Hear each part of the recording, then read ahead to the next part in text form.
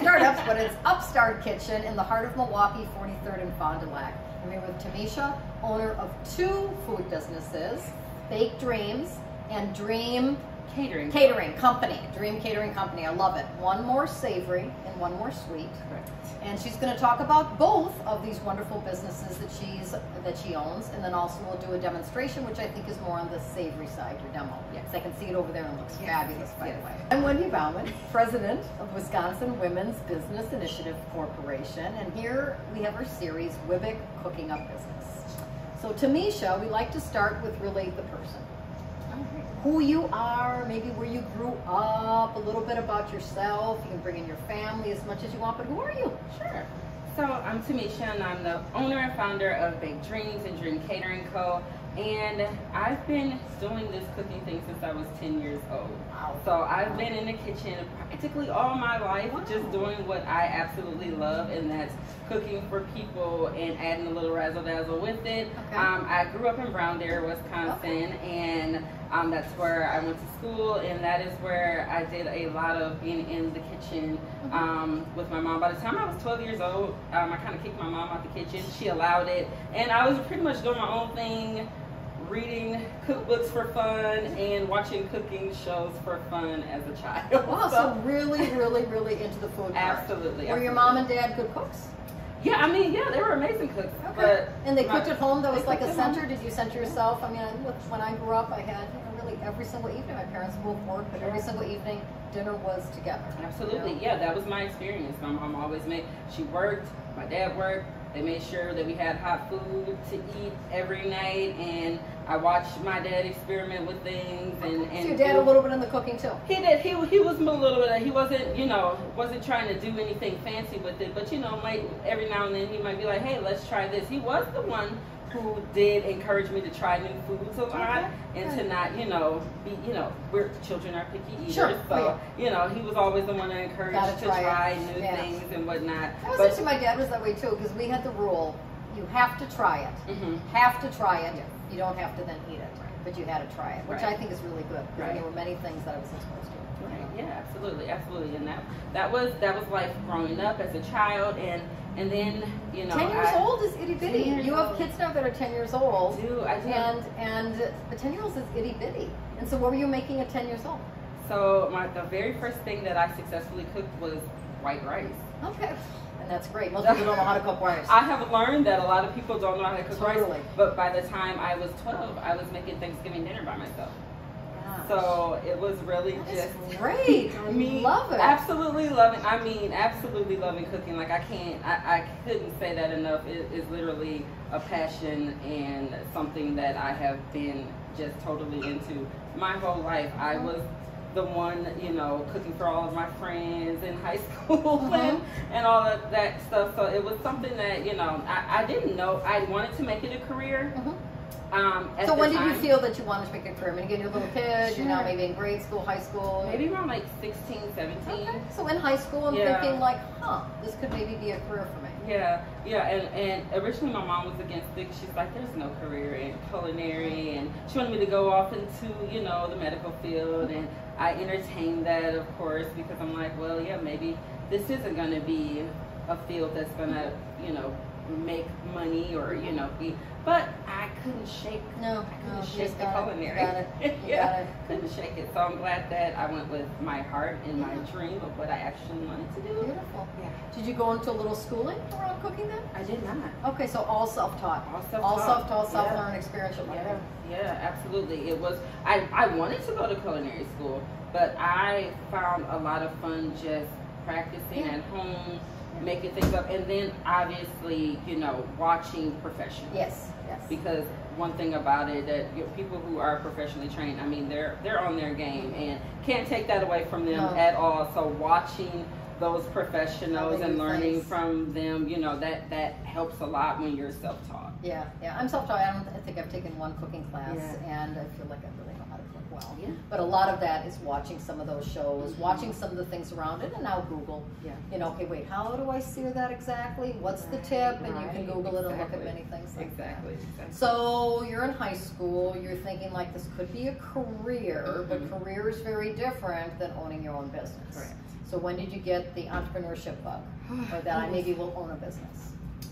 I always wanted to own a food business, but I knew that it was going to be a lot of hard work and it was going to take me some years. So, I mean, I got married, I had a family, I started building my family, and I'm like, okay, I don't know when is the right time going to be, because then it becomes about your children, and I have 3 beautiful sons. Okay, and they're in our viewing audience here. That I am proudly raising, and they are, they're amazing, and I just thought that, well, wait until they get in school, or, you know, there's going to be this perfect time when you're going to venture into entrepreneurship. And anyone that's in entrepreneurship knows there's no such thing as a perfect time. Like, there's no such thing as that. So what ended up happening is when my oldest was maybe 1.5 to almost 2 years old, is when I said, okay, I'm going to start this baking business, but it's going to have to be in the house because I have babies. Sure. And that's where it started. We started baking in the house. We created Baked Dreams Bakery was the first thing, the first name that we were under, and we blossomed from there. It went from me, literally, I made him, the first birthday cake I made him for his 2nd birthday was a Elmo face that I look at even today and can't believe that I made this Elmo face that looked like Elmo, that was perfect, that I just went and watched a YouTube video and told everybody, come over. We're having an Elmo birthday party, and I made the Elmo face cake with matching cupcakes, and it was this half vanilla cake, half cheesecake with strawberry filling cake, and you just have it in your head.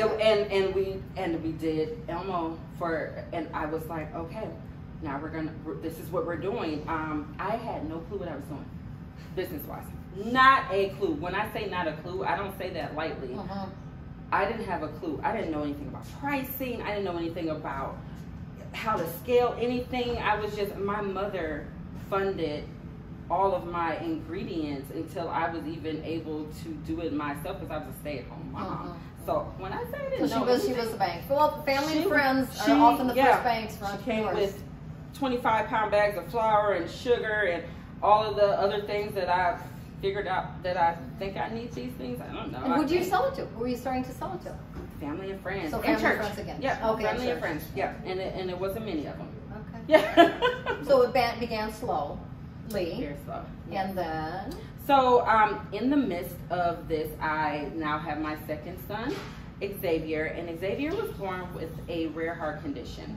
Xavier ended up having 4 open heart surgeries from the time that he was born until 2018, and that would often stop me from doing any baking, because baking and cooking, those are all of my happy places, and I just wasn't in a happy place to even want to bake or cook, so I stopped a lot. I stopped a lot to make sure that he was nursed back to health and that he was good, and, you know, open heart surgery for a baby. He is better. He's doing better. He's definitely living a great normal childhood, but he's doing pretty good. Yes. Good. Okay, so then you put it a little bit on hold. Yes. And then?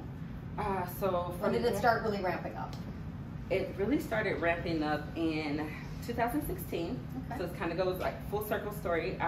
We had a civil unrest here in Milwaukee, and I was working in the area of where Upstart Kitchen is, and I decided that in the middle of this civil unrest that I was going to bake cupcakes and give hugs to people, because I was literally heartbroken of what I was seeing going on in the city. And that you can't believe it's happening in your place. And I could not believe it happens somewhere else, but it doesn't happen here. Yeah, absolutely. So we stood out on the corner of Sherman and Burleigh, and we passed out cupcakes and we passed out hooks. But we did not do this under the name of our business. I just did it. And of course the media found out this lady has a baking business. And then they told everyone. So it really started as, you know, wanting to involve ourselves in the community and how we could uniquely involve ourselves that way with our products. And from there, we started our venture of looking for a commercial space to legally conduct our food business. Well, legally, and you can cook at home. I mean, you just have to have certain rules you can enforce, but it's limited, or can be. Very limited. And also kiddos, you got kiddos, Absolutely. and then, you know, so it's also sometimes a little bit of a separation. So then you came here, or no, somewhere else first? Nope. It was a little process. So 2018 is when we started our rebranding, and that is when we knew that Upstart was in the works of doing everything. Upstart looks like a really beautiful place right now, but I saw it when it was third floor. I saw it in the beginning too. It was, it was, so you know how it looked. We helped with their business plan, as I shared. Yeah, we helped with the business plan. Nice, yeah. So you know exactly what it looked like in here, and I remember coming in here thinking, how in the world are we turning this into a kitchen? Because this doesn't look like it's going to be a kitchen anytime soon. So, of course, obviously, now it's a beautiful space. 2020 is when we officially moved into Upstart during the middle of pandemic. Right. Yeah. So another thing. Yes. Yeah. And so how did that go? That was pretty smooth because, honestly, during the pandemic, we were doing more community giveaways.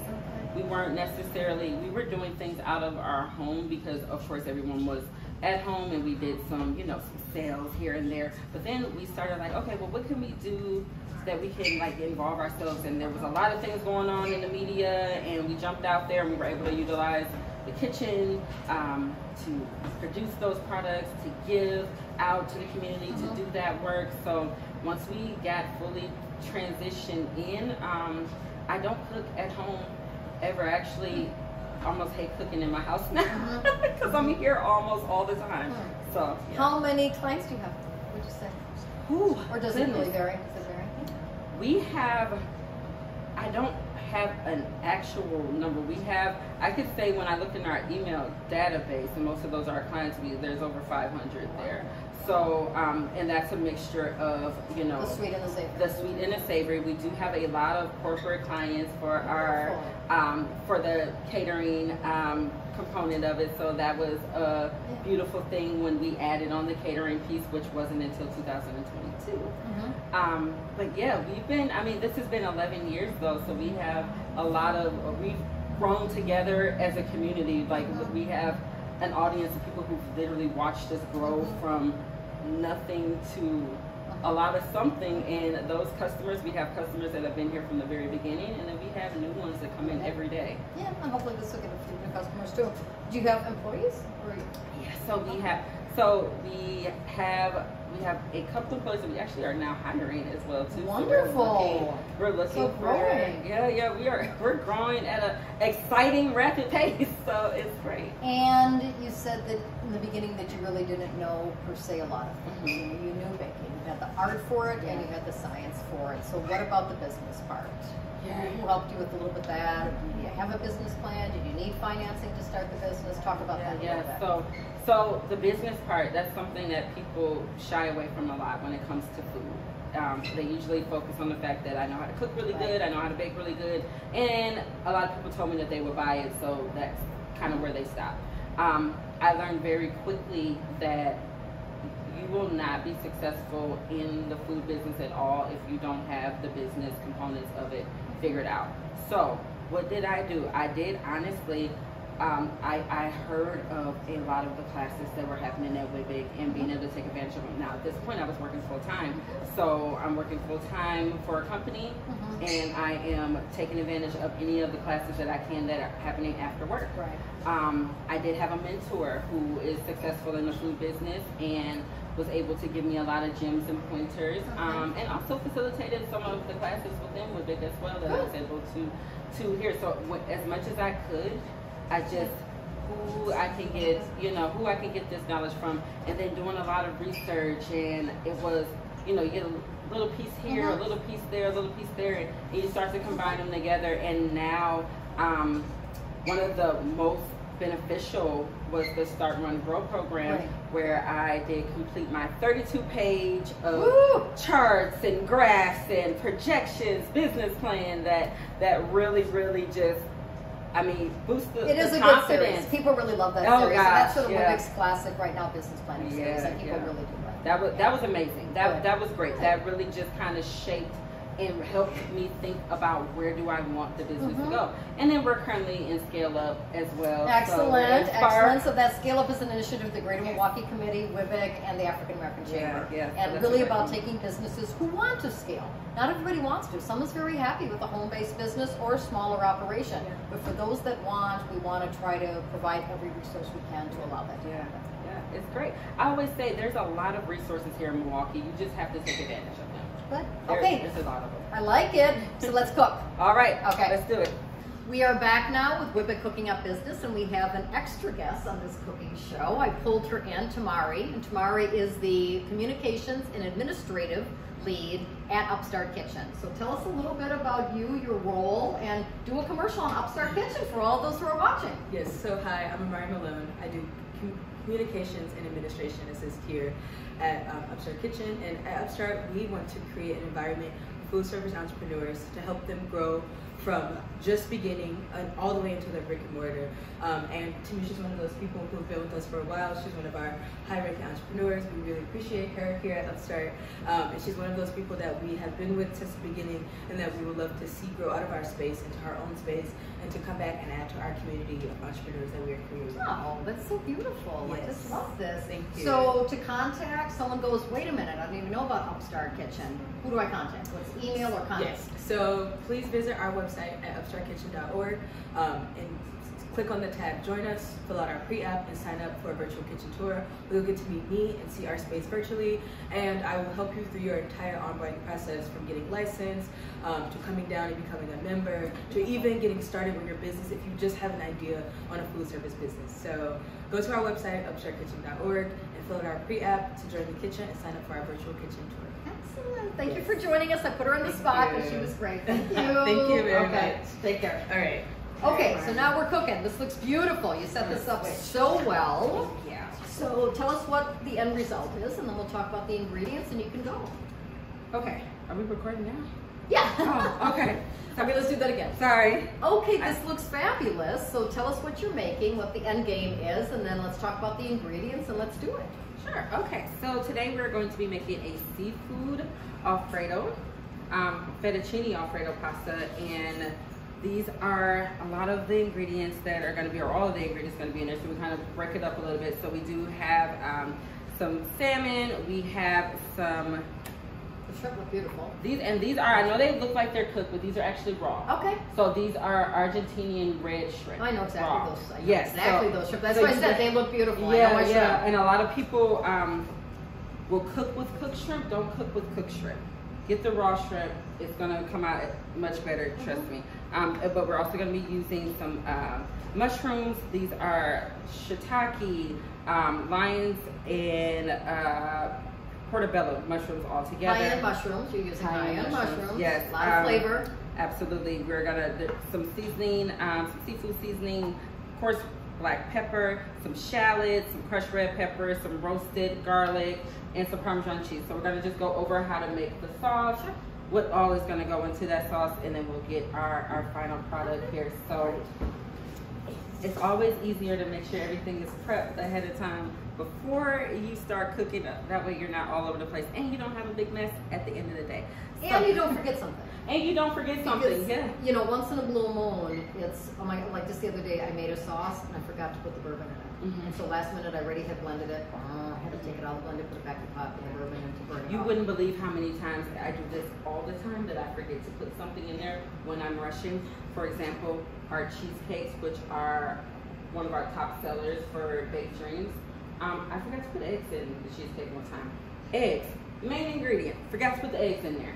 And I'm just like, what the heck? I've made this cheesecake 3,000 times. And this one, I decided not to put the eggs in it. So it happens. So prepping works. So you really displayed it so beautifully. Thank you. It looks gorgeous. It's like a real, you know, official site here. You know, I have always, when I was that 10-year-old girl watching cooking shows, I was always, every time, acting like I was on a cooking show. Oh yeah, I do it all the time at home. Talking like there's a whole audience there, acting crazy. No, my windows in the kitchen are my camera. So Yeah. all the time I can do it. Stuff. Yep. And also here we're on a show, which is fun. So here we go. So now here's the opportunity. So for when you are making your cream sauce, and this is technically an Alfredo sauce, but it's the cream sauce. So you're going to take some heavy whipping cream. You can also add whole milk to that because we're gonna thicken that up later. So in a bowl, and we're gonna cook this. So we're gonna pretend like there's you demo it the best you can. and we're just gonna do that. So to that, you're gonna add some grated Parmesan cheese, mix, and then we are going to add some seasonings to this because we want that flavor to go all the way throughout the sauce and not be bland. So we're gonna add a little bit of a seafood seasoning. And you'll also give us the recipe later? Yes. Okay, yes, so we'll have the recipe then for everybody watching, so don't worry. You know, she's being an excellent cook, which I love. That's how I cook. You just eyeball it. Yeah, so needed more detail. Yeah. Unfortunately and unfortunately, I don't measure a lot, but I'm learning to measure as we're putting recipes out there. Yeah. So we also are adding some crushed red pepper. Add a little bit of spice to that, and then roasted garlic. It's going to be what's going to give this a nice fragrant and very bold flavor when you mix all of the things together. So to that, once that cooks up, you're going to go ahead and you're going to add in your blend of mushrooms. And those mushrooms you just want to saute before you put it into the sauce because you don't want to overcook the sauce. And then to that, we're going to add gorgeous salmon. We're going to actually add, and you want to pre-cook your salmon. Fresh salmon is always the best way to go, but you can pre-cook that, and you can do that ahead of time. You don't have to do that the day of. You can do that some days before, pop it in the freezer, pull it out, and then you already have some salmon ready to go for you. And smoked salmon or no? No, this is just regular fresh salmon. If you want to do some smoked salmon, that would add a wonderful taste to it as well. You can crumble that up. You can actually buy it already smoked from your grocery store, and you can add that in there if you want a different flavor profile. But with this salmon, like I said, you can cook that up, have that ready to go, and then you can just pop that out when you feel like it. So you want to get that all put together, and then what you're going to do, so for the pasta, you want to use fresh fettuccine pasta. I know it's easy to grab some off the shelf, but if you don't know how to make your own pasta, you can find fresh pasta in your local grocery store, and that's just going to overall give you better results for this particular pasta because we're using all fresh ingredients. And fresh, I am big on everything fresh and everything. I go hand pick all of our produce and everything for all of our catering jobs. So really good quality. We don't skimp on quality. We wanted everything to be exactly how the quality that you would want to pay for, right? Right. So we have some al dente cooked fettuccine pasta here. Have you ever made pasta from scratch? You know what? I'm learning how to make it from scratch. It's one of those things that if I can find a good quality, if you can find a good quality that you can buy in the store, do it. If you have the time that you can make it. I do more winter. In winter, something to do all day long. You make the fresh pasta in the morning, you serve it at night. It is amazing. Yeah. So you can taste the flavor difference. People don't think that you can, but you can. And this is some of the Alfredo sauce that we already have prepared, that was made up. And one more thing I should add, you do want to make a roux to thicken up your pasta, otherwise it's going to be really thin and watery, and you're not going to have a sauce. You're going to have whipped cream, seafood. Yeah, it's going to just sort of fold off. It's not going to hold. It's going to just run off everywhere, and you're going to be kind of upset, and you're going to think that you don't know how to cook, but it's not that. You just didn't thicken it up. So to the pasta, you're just going to toss that cream sauce in there with the fettuccine. Did you create this recipe yourself? I did. This is an original recipe. Love it. I won't tell you that I created it today, but so how much of that do you do creating your own recipes for your catering as opposed to, pulling something off the book but still making it really well? We create all of our recipes. Yeah. We have. It's a real cook. We create all of our recipes. Flavors and putting them together. It's the razzle dazzle. And sometimes, or you could take something that's simple, for example, on our appetizer menu.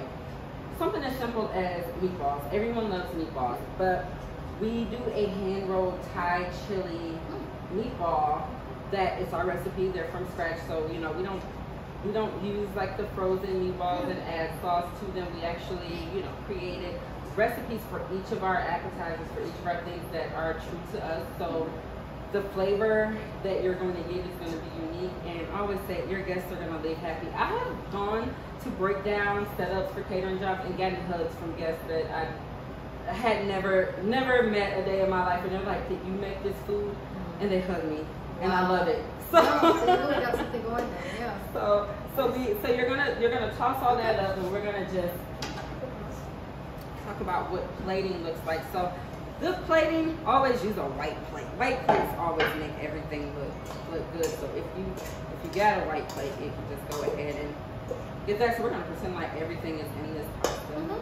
But showing the plating is important. My dad was always very big on, you know, making things look beautiful. It's obviously got to taste good, but also prettying it up a little bit. Right.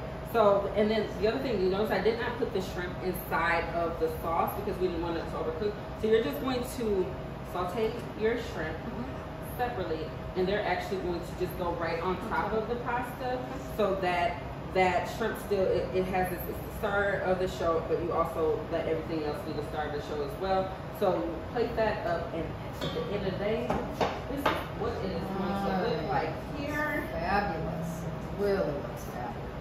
So really we nice. have Big all chunks of the salmon and mushrooms. There's also some sauteed shallots that are right there on the top. And that'll all be in your recipe. That's all in the recipe. And then we just garnish it with a green vegetable of choice. So we did broccolini. You can do asparagus. You can really do whatever. But if you want to do spinach and whatever you want to add to that, it's gonna be a hearty meal. You're probably gonna want to share that with It's someone. beautiful. So I like the broccolini too. Yeah. It's one of my favorites. It tastes so good. They also call it Colby Raw. What is it? It's broccolini, but it's also something else the Italians call it. Okay, I'm gonna have to look that up. Yeah. Nice and beautiful green color. Yeah. Did you blanch it or boil it? So those are just sauteed. Sauteed. Yep, those are just sauteed. We just Keeps the sauteed color. them, and it's gonna, just to keep the color of it, and also just to give it a nice little there's a nice little crunch in some of the leaves. So that and Broccoli then rabe. The Italians call it broccoli rabe. Broccoli rabe. Broccoli rabe. Okay. Yeah, I call it broccolini, but broccoli rabe. Okay, I learned something. Yeah. And it's sort of Italian dish. Just something with the pasta. Yeah. Beautiful.